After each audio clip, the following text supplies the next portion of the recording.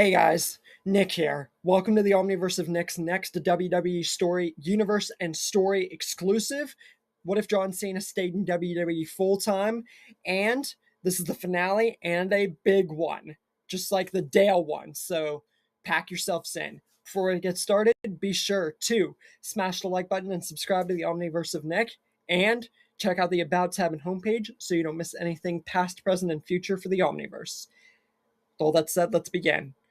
We open up where we ended off last time. John Cena is the never seen 17 and has taken Roman Reigns' historic title reign away from him before it even reached 500 days. So he's officially replacing it now because I feel like that's best for what would happen in canon. And I have that what if exclusively separate, which I'll explain more in that one. But Roman Reigns in canon and in the story said he'd leave WWE. Paul tries to stop him, but Roman shoves him away and he just storms off. Paul is now alone, just like he was with Brock. So his aim is pointless. The Usos are aimless now without Roman. John Cena is now the never seen 17. He makes a promo saying he never would have gotten this far if not for the choices that he's made.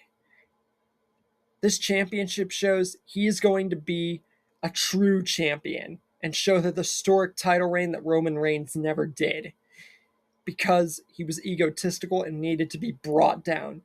Him leaving forever, that's his own dumb fault. Same with Paul and the Usos, who knows. But he's going to give everyone the historic title reign that they deserve from the face of the company and the never seen 17. He never would have gotten here if not for staying in WWE and choosing it over Hollywood. He never would have gotten there if not for him always saying never give up. And he for sure would have never gotten here if not for the WWE universe. They've always been divisive on whether they hate or love him, but ever since he stayed in WWE full time, he's seen a much different response and he cannot thank the WWE universe enough. So, for this new historic title reign, if anyone wants some, the face of the company and the never seen 17 and the new champion is giving a new historic title reign to tell him to come get some. And Brock Lesnar, his electricity and just everything lights up all of Raw after SummerSlam. And this is definitely not the opponent everyone thought would be John Cena's first. Brock says, "You said anyone, right, old friend? Well, me and you have unfinished business, and I say there's no better time than now. I still had finished business with Roman. But since he's not longer here, I challenge you to Extreme Rules for a rematch from what we did last time to truly put you in the ground once and for all." So an Extreme Rules Part 2 that we never got is what John Cena and Brock do. And at first, their match goes almost akin to what it did at WrestlePalooza. But after Brock throws everything at John manages, even through all the millions of F5s, to kick out. John then goes for an ankle lock and an STF together. Then he tries Brock's own Kimura lock against him. And then an AA, but Brock slams him into a table, grabs a chair, and just wails on Cena. Then he shows John that he's the founding father of Suplex City, and he takes John there personally. John tries a 5-knuckle shuffle, but Brock rallies with a clothesline instantly. John then tries a Sister Abigail, but Brock pulls out a spine buster and just goes on the attack. But then, when Brock's least paying attention, John hits the strongest AA he can and retains the title. He then encourages more people to come get some, and Edge returns to WWE, and instead of Roman Reigns, he fights John. And John says they never did get to finish their rivalry, and he says there's no better time than now. And Edge most certainly agrees. And the both of them agree there's no better way to do so than in a steel cage, because that's the one match that they almost never had any matches in. They had Extreme Rules, Last Man's, ladder matches, but they really almost had no steel cage matches, almost ever. So they pull moves out of each other's arsenal. Spears, five knuckle shuffles, AAs, STFs, concertos. But then John goes for an avalanche AA. Then another. And another. And just goes in. And truly, Edge respects John Cena afterwards. And they finally close the book on their rivalry. And then Dolph, before he would get released in 2023, would finish his rivalry with John Cena. Randy Orton, The Miz, R-Truth, Jimmy and Jay, who would still remain in WWE, Solo Sikoa. But a stronger, much more endurant John Cena wouldn't get spiked and beaten so easily, because that match, he lost clean. So this is by no means that John Cena. Heck no. So yeah, Solo's not getting the belt. Then John and AJ closed their book. And they honestly would have the same kind of fielded match, very akin to Crown Jewel. Then John would go head to head with the one member of the Judgment Day that he never fought, Damian Priest. Then he would have one last match with Finn Balor, Drew McIntyre, Sami Zayn, Logan Paul, Austin Theory, Braun Strowman. Because the last time that these two fought, Braun Strowman destroyed John Cena. And not to say that that wouldn't be the majority of this match, but with a stronger, endurant, and full WWE hard driven, historic, never seen 17 title holding John Cena, Braun is like, it's a 50-50 match, but the match is almost completely in John's favor. So John uses speed, endurance, and strategy over strength to beat Braun Strowman. Because John's mistake last time was thinking he could overpower this giant just because he did it to Big Show and several other giants. So, with that strategy, and with Braun super, super down, he manages to pull out enough strength to AA him the best he can, and by a mere scrape, he retains the title. Bronson Reed tries tsunami after tsunami after tsunami, just like he did to Seth, but John, through mere scrape, but much closer this time, manages to retain, but it's very close. Braun Breaker, Rusev finishes his rivalry with John Cena, Sheamus, Rey Mysterio, Bray Wyatt before he unfortunately would pass away, Jacob Fatu, who would debut a lot sooner, Cody Rhodes, who returned to WWE. And this would be a very good moment. But Cody would say Cody has to finish his story, and he's not going to let John get in the way of that. He's a better champion than Roman ever could be, but Cody's not going to let that get in the way of finishing his story. But then he cries afterwards, and John consoles him whenever he loses. Then Punk returns to WWE and finishes his rivalry with John Cena. And John consoles him too, and would likely get that main event WrestleMania sooner. Kevin Owens would not go back to back to back like he did with Roman and have a much better match against John Cena. So there's not going to be any crazy pile-driven Kevin Owens nonsense. Seth Rollins. Stone Cold Steve Austin's final match would not be against Kevin Owens. I feel it would be against John Cena for the undisputed Universal belt. But obviously John would win because Stone Cold would not win the belt. Like, no. Goldberg would have his final match with John Cena. And this would be perfect because John and Goldberg had very recent history. And it would be perfect also because he had just recently fought Stone Cold, and it would just be best for how this historic new title reign and the face of the company never seen 17, it's building a better historic title reign than Roman Reigns ever did. And it truly shows that this title reign for John Cena is much better, and Goldberg goes out in a much better way. LA Knight, Shinsuke Nakamura, a debuting Penta, Carmelo Hayes, even Dominic would get a chance. And then John would have his strongest opponent, and in canon, his last opponent, Gunther. And he would try, just like canon, to make Cena quit. But this Cena's not going to go, no.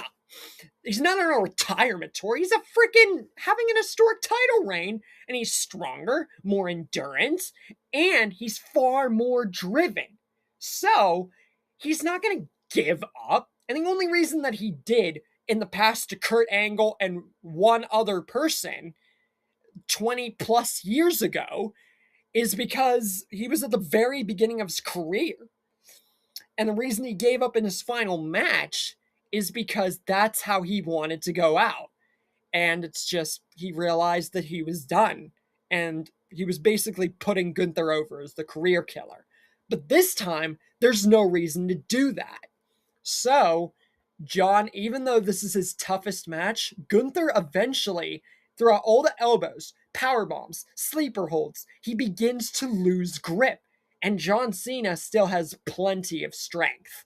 So, he manages to move his way out using all his strength and uses something he almost never has, a code red, then an STF, a break the walls down, and an accolade with one strong last STF forces Gunther to tap out. After this, John realizes throughout everything, before he had the title to having this historic title reign, he has fought literally every single person in the dang business and accomplished everything in his career. So he tells the WWE Universe he can't do anything else. And he shows one last promo, and this is before WrestleMania 40. And he says to the WWE Universe, he's had Money in the Bank successful cash in. He's become Grand Slam, and he's had an historic title reign just like he promised he would, better than Roman Reigns ever did. But there's nothing left for him. There's no one left to fight.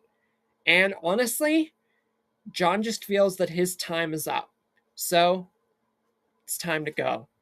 So, shows one last "you can't see me" in a salute, prepares to put his gear in the ring, but before he can leave, a Brahma Bull and "If You Smell What the Rock Is Cooking" shows, and the final boss shows up, storming to the ring. He's pointing and glaring to the WrestleMania 40 sign and slashes his throat with the People's Championship in hand, showing that at WrestleMania 40, John Cena versus The Rock for the undisputed Universal Belt. Seemingly John Cena's last match, and who knows, The Rock's also.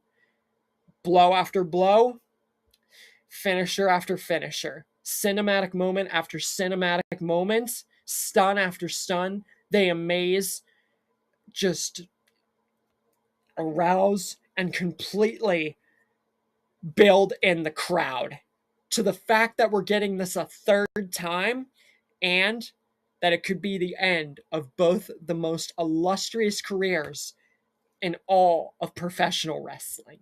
Eventually, the match does reach a hold, though. John Cena pulls a "you can't see me," but gets knocked down.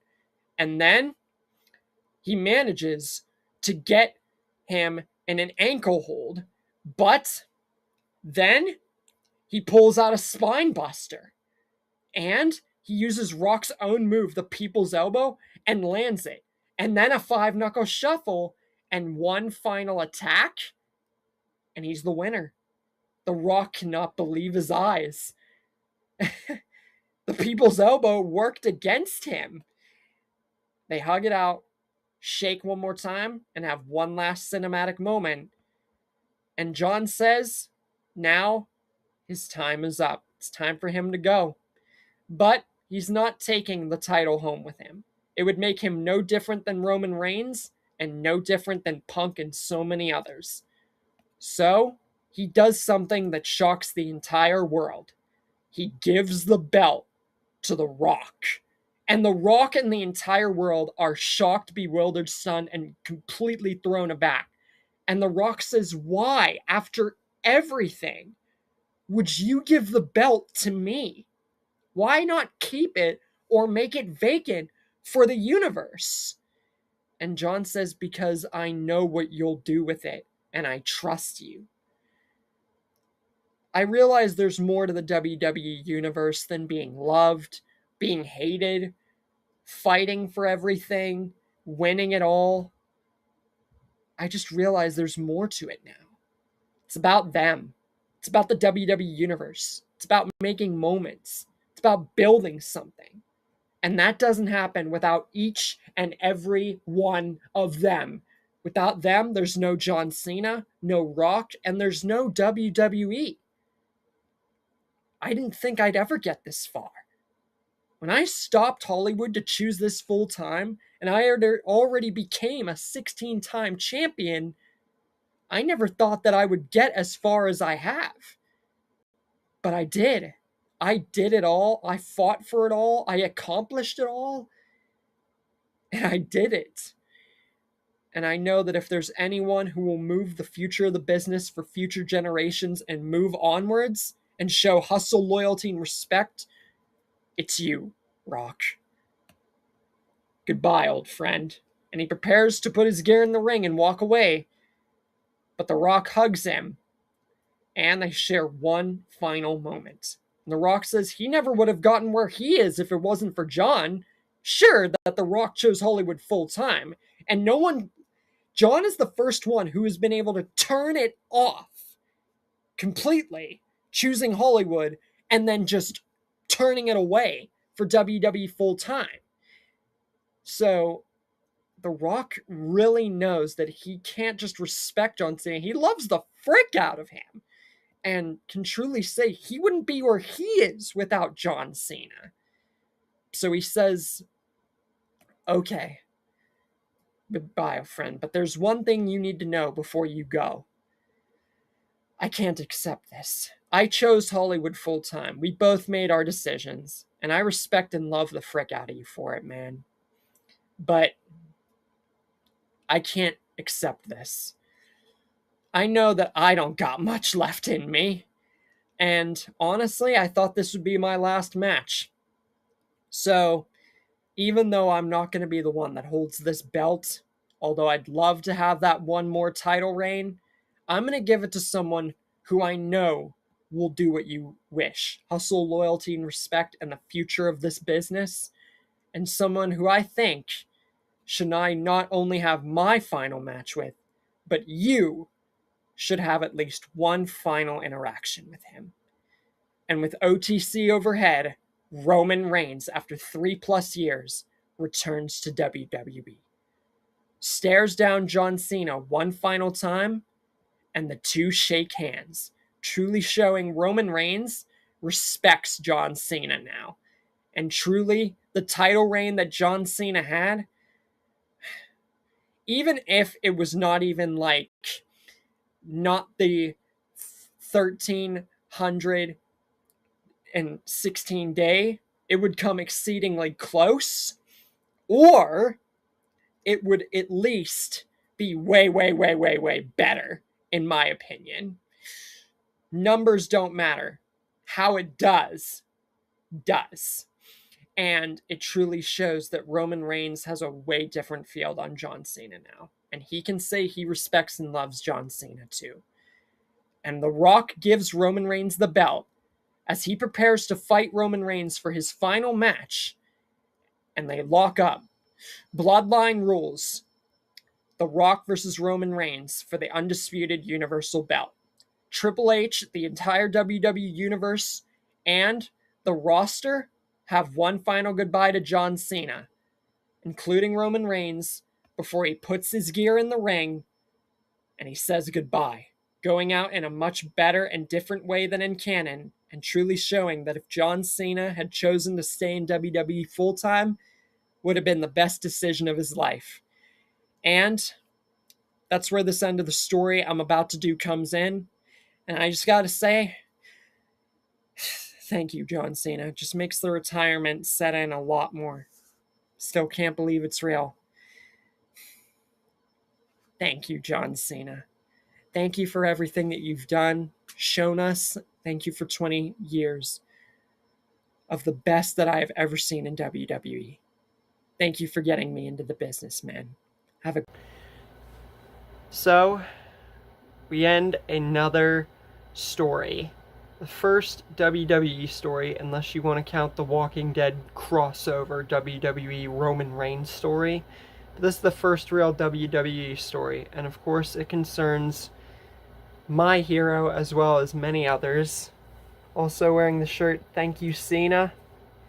Just going to show that John Cena retiring is one of the most heartbreaking and beautiful moments in all of professional wrestling and our history.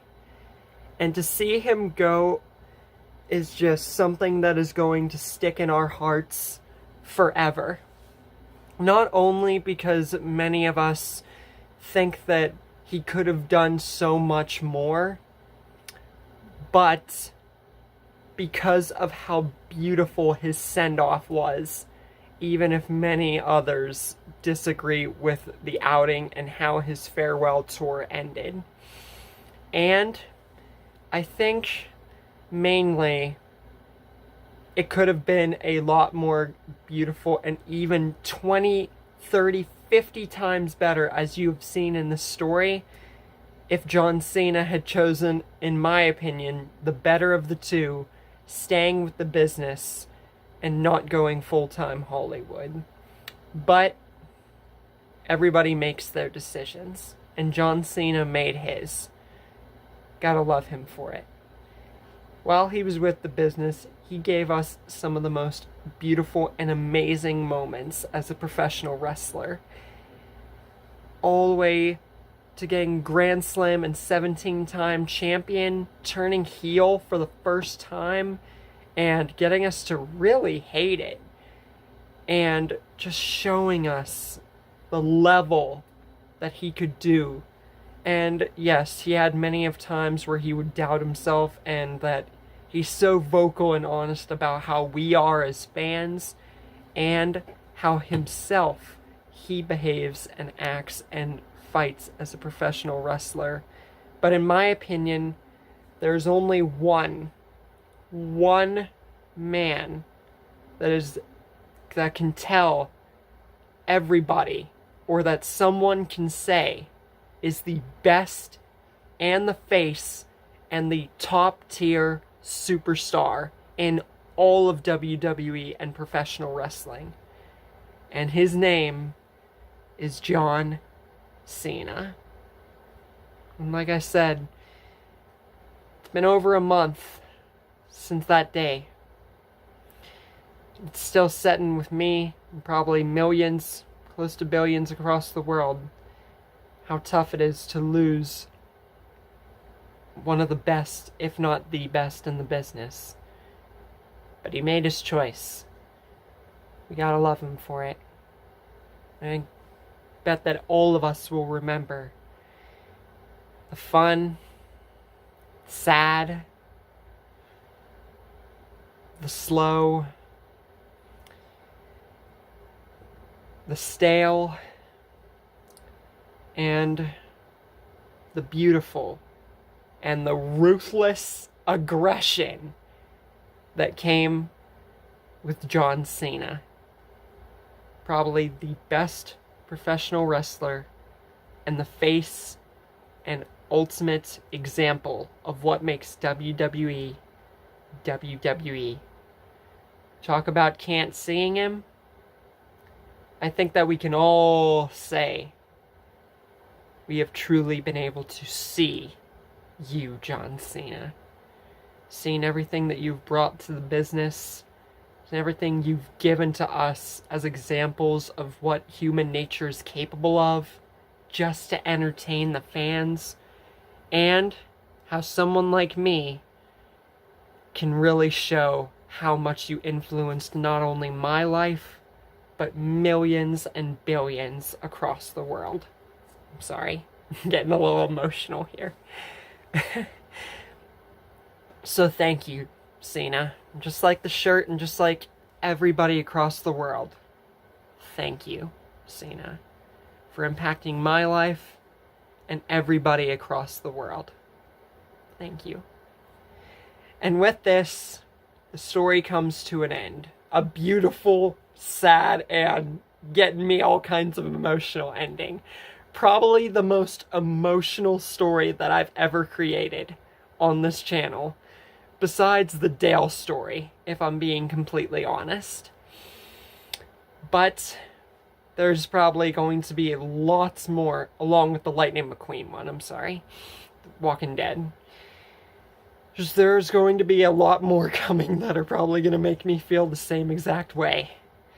But this one hits very close to home because of how much John Cena touched my heart and how I know he touched millions, especially the kids and everybody across the world. Even if some people, there's always going to be people that hate or dislike, and I've met some, but I do say that even if you don't like something or don't like someone or hate someone and you don't like them, I do say that we can all respect John Cena. And I hope that this story, if you haven't gotten into this man from the WWE, has really shown you what he is capable of and what he gave to the business. So, with that said, hope you guys really enjoyed this story, because, like I said, it was, especially whenever I got it at the end, it's just an emotional roller coaster ride. So, I definitely hope that you guys enjoyed it. And, besides one more, what if 9/11 didn't happen? Then we'll be getting on to the next two lists that I have demonstrated. So with all that said, I will see you guys in the next story. And thank you once again to John Cena.